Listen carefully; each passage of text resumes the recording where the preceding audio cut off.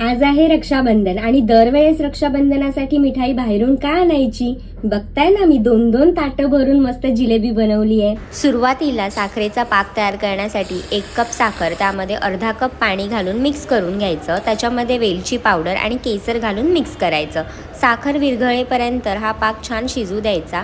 साखर विरघळल्यावर तुम्ही असा चिपचिपीत पाक चेक करून घेऊ शकता. त्यानंतर त्याच्यामध्ये फूड कलर घालायचा, ऑरेंज किंवा येल्लो घालून मिक्स करून गॅस बंद करायचा.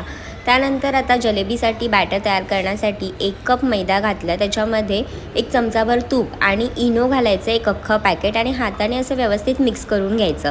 त्यानंतर सुरुवातीला मी अर्धा कप पाणी घातलं आणि व्यवस्थित मिक्स केलं. त्याच्यानंतर अजून लागल्यावर थोडं थोडं पाणी घालायचं आणि मिश्रण जे आहे ते घट्टसरच ठेवायचं, खूप जास्त पातळ करायचं नाही, एकदम सरसरीत असं ठेवायचं आहे. त्यानंतर ना कोणतीही पिशवी तुम्ही वापरू शकता किंवा पायपिंग बॅग, दुधाची पिशवीसुद्धा वापरू शकता.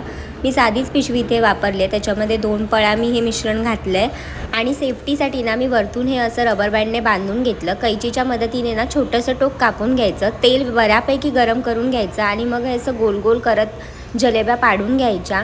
मी पहिल्यांदाच करत होती, तर माझा हा पहिला अटेम्प्ट बऱ्यापैकी झाला. एखाद मिनिटभर ना ह्या छान क्रिस्पी होईपर्यंत तळून घ्यायच्या आणि मग सरळ पाकामध्ये घालायच्या. 2 मिनटं पाकामध्ये ह्या जलेब्या मुरू द्यायच्या आणि मग काढून घ्यायच्या. तोपर्यंत ना मी दुसरा सेट घालते.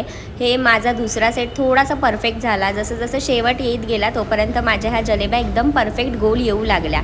तर मस्त अशा जलेब्या मी सगळ्या करून घेतल्या, पाकामध्ये घातल्या आणि रंग तर अतिशय सुरेख आला होता. सगळ्या जलेब्या मी प्लेटमध्ये काढून घेतल्या आणि वरतून काजू किंवा बदामने तुम्ही गार्निश करून घेऊ शकता. मस्त अशा ह्या जलेब्या तयार होतात. मी तुम्हाला ना एक तोडूनसुद्धा दाखवते. दिसतात ना एकदम कमाल आणि टेम्पटिंग अशा. तुम्ही सुद्धा नक्की ट्राय करून पहा. एकदम क्रिस्पी आणि आतून एकदम ज्युसी अशी ही जलेबी बनवून घरीच तयार होते.